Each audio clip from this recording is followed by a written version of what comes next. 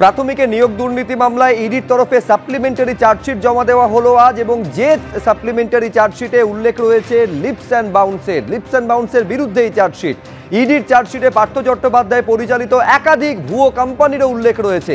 এই চার্জশিটে কালীঘাটের কাকু পরিচালিত একাধিক কোম্পানিরও নাম রয়েছে। মোটের ওপর এই যে চার্জশিট আজকে ইডি পেশ করেছে, কি রয়েছে সেখানে প্রকাশ সিনহা আমাদের প্রতিনিধি আরো বিস্তারিত বলবেন। প্রকাশ, দেখো শুভজিৎ, ইডির তরফে আজকে সন্ধ্যেবেলা একটি টুইট করা হয়েছে যেখানে কিন্তু তারা দাবি করছেন যে পঞ্চম চার্জশিট, প্রাথমিক নিয়োগ দুর্নীতির যে মামলা, সেই মামলায় পঞ্চম সাপ্লিমেন্টারি চার্জশিট জমা পড়েছে এবং চার্জশিটে 29 জনের নাম রয়েছে, একাধিক কোম্পানির নাম রয়েছে এবং একাধিক ইন্ডিভিজুয়ালদের নাম রয়েছে।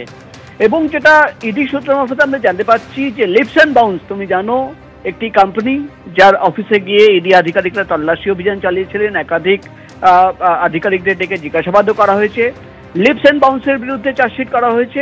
এছাড়া যেটা ইডি সূত্রের খবর, প্রাক্তন শিক্ষামন্ত্রী পার্থ চট্টোপাধ্যায়ের জামাই কল্যাণময় ভট্টাচার্যর নাম রয়েছে এই চার্জশিটে, অর্থাৎ তার বিরুদ্ধেও কিন্তু চার্জশিট করা হয়েছে। এবং যেটা ইডি তরফে দাবি করা হচ্ছে, সুজয় কৃষ্ণ ভদ্র যাকে গ্রেফতার করা হয় তার পরিচালিত একাধিক কোম্পানি, এছাড়া পার্থ চট্টোপাধ্যায় পরিচালিত একাধিক কোম্পানির নাম রয়েছে। বেঙ্গল মার্লিন, তুমি জানো, এই কোম্পানির অফিসেও কিন্তু ইডি আধিকারিকরা তল্লাশি চালিয়েছিলেন, নির্মাণকারী সংস্থা, তার নামে চার্জশিট করা হয়েছে। এবং এই সংস্থার কর্ণধার সুশীল মোহতা, তার নামও কিন্তু রয়েছে চার্জশিটে, তার বিরুদ্ধেও চার্জশিট করা হয়েছে। এবং এছাড়া যেটা ইডি সূত্রের খবর, শুধুমাত্র চার্জশিট নয়, প্রায় 10,000 পাতার নথি, তথ্য প্রমাণ সহ নথি ইতিমধ্যেই কিন্তু ব্যাংশাল কোর্টের ইডির স্পেশাল কোর্টে জমা করা হয়েছে। এবং এই সমস্ত নথিতে যেটা ইডির তরফে আমরা জানতে পারছি, ইডি সূত্রের খবর, যে কোটি কোটি টাকা যে লেনদেন হয়েছিল, মানি লন্ডারিং হয়েছে, তার কিছু প্রমাণ তারা কিন্তু এই চার্জশিটে জমা করেছেন। অর্থাৎ একসঙ্গে 29টি নাম চার্জশিটে, পঞ্চম সাপ্লিমেন্টারি চার্জশিট, এবং এই চার্জশিটে কিন্তু একাধিক কোম্পানি এবং একাধিক ব্যক্তিদের বিরুদ্ধে চার্জশিট করা হয়েছে। বেশ। এবিপি আনন্দের খবরের জের, মালদার হরিশ্চন্দ্রপুরে আবাস যোজনায় দুর্নীতির অভিযোগ উঠতেই নড়ে চড়ে বসল প্রশাসন। স্থানীয় বিডিও নির্দেশে গ্রামে গ্রামে ঘুরে চলল সচেতনতা প্রচার। তৃণমূলের কাটমানি সংস্কৃতিতে জেরবার হয়েই পদক্ষেপ বলে কটাক্ষ করল বিজেপি ও কংগ্রেস।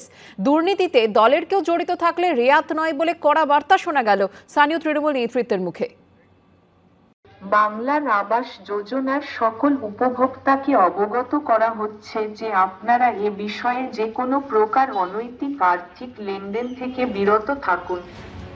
এবিপি আনন্দের খবরের জেরে এবার আবাস প্রকল্পে দুর্নীতি রুখতে ময়দানে প্রশাসন। মালদার হরিশ্চন্দ্রপুরে উপভোক্তাদের সতর্ক করতে শুরু হলো সচেতনতা প্রচার।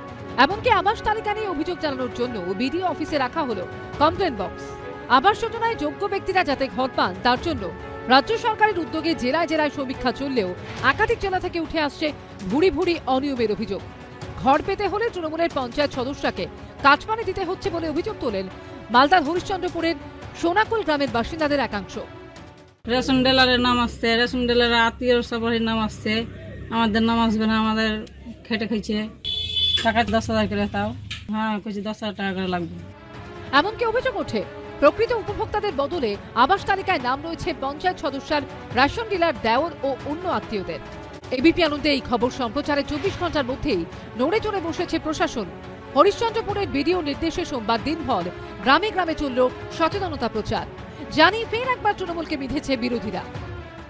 তাবড় তাবড় তৃণমূলের নেতা এবং বড় বড় অট্টালিকা আছে, তাদের নাম নাকি আবাস যোজনাতে আছে। ভাবলেই অবাক লাগছে। অথচ যাদের কুড়ে ঘর তাদের নাম কেটে দেওয়া হয়েছে। তার মানে তারা প্রচুর পরিমাণে তো কাটমানি দিয়েছে, বলেই থেকে গেছে, না হলে পরে থাকবে কেন?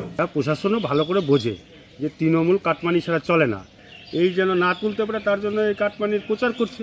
তো তৃণমূলের চোর, এটা তো প্রমাণ হয়ে গেছে। কোনো রকম কোনো আর্থিক লেনদেনের সাথে আমাদের কোনো জনপ্রতিনিধি জড়িয়ে না থাকে, কারণ এই আর্থিক লেনদেনে দল এবং সরকার কেউ তাদের পাশে থাকবে না।